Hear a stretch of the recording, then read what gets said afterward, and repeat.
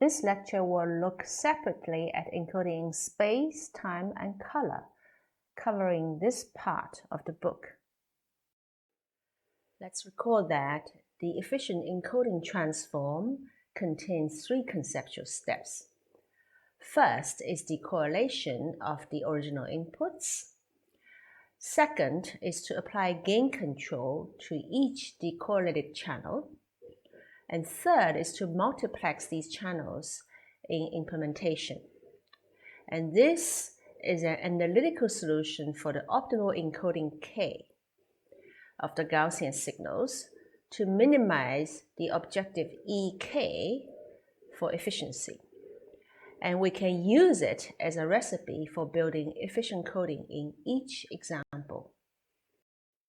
We have seen in the example of stereocoding, decorrelation transforms the left eye signal and right eye signal into the summation signal and differencing signal.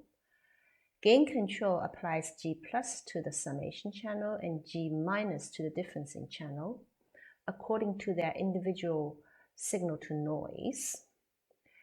And the multiplexing mixes these signals together into the final encoding filters for the individual filters, O1 and O2 as outputs, encoded outputs.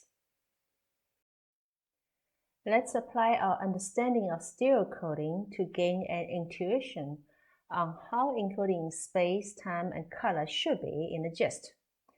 Remember that when the signal is strong, then the encoding should amplify the differencing channel, okay? And meaning to enhance the contrast between correlated inputs and therefore to decorrelate. But when the signal is weak, the encoding should downplay or abandon this contrast and focus on the summation. And this means to add the correlated inputs together to preserve signal power while smoothing out the noise.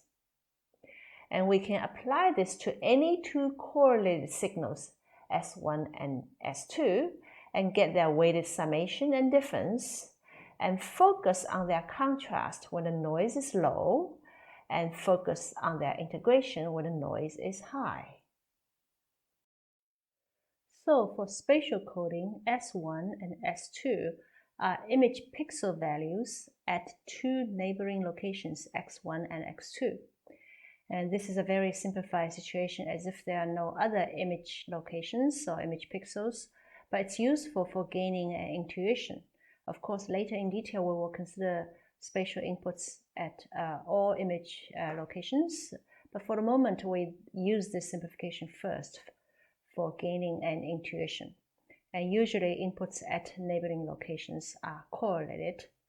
So in high signal to noise, focusing on their contrast, means that neural response to one location is on response and to the other location is off response.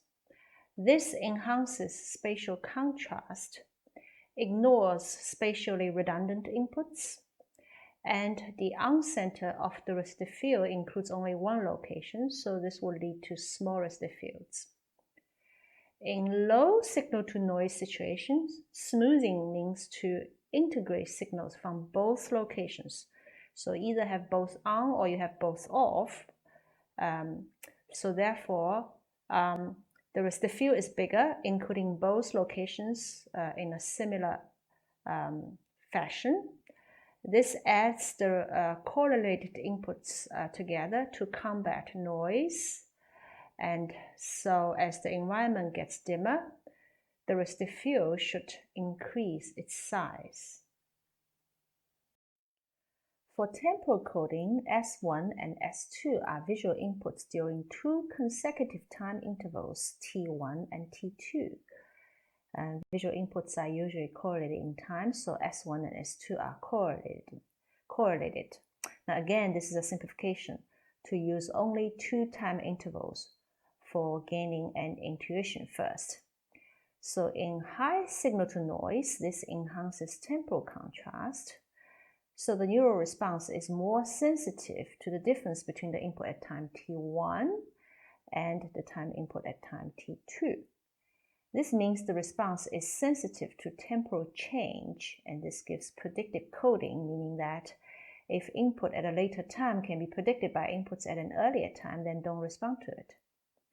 However, in low signal-to-noise, one should then integrate input signals in time in order to smooth out noise. This means the response to sustained correlated input should be more sustained. Yeah. And so therefore, as the light becomes dimmer in environment, making signal noise to go from high to low, and then the character of new responses should change from transient responses to sustained responses.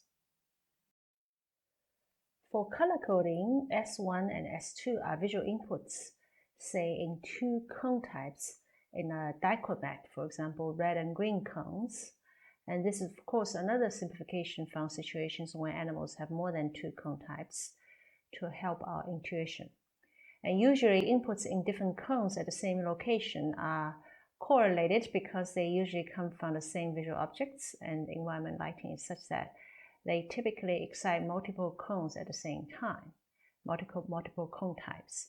And so in high signal to noise, say during the daylight, bright daylight, the contrast between the red and green cones enjoys higher gain.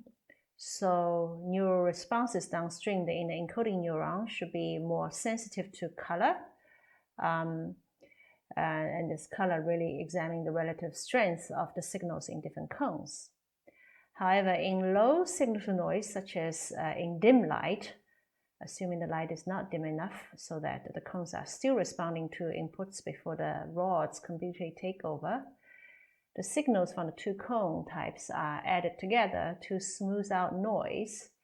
So the encoding neural filter should be more sensitive to luminance, which is the signal summing over the cones in a weighted sum. And the output encoding neurons should be then more color insensitive, and so these neurons such character will make it more difficult for people to see color. So this gives us a qualitative understanding or expectation of what efficient coding should be in space, time, and color.